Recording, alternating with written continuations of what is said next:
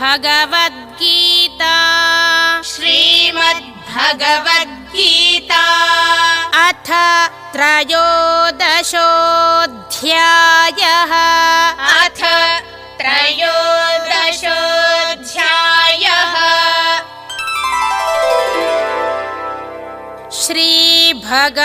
श्रीभगवानुवाच श्रीभगवानुवाच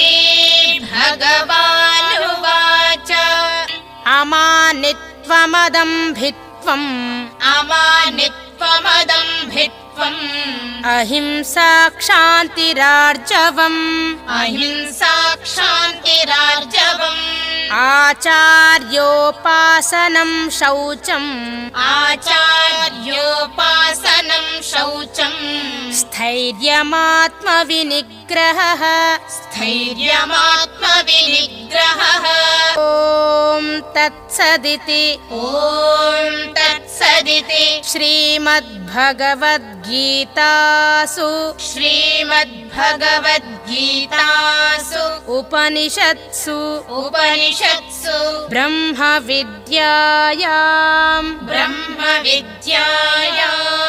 योगशास्त्रे श्रीकृष्णार्जुनसंवादे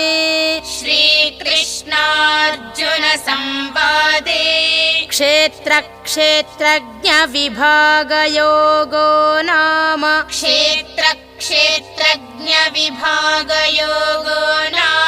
त्रयोदशोऽध्यायः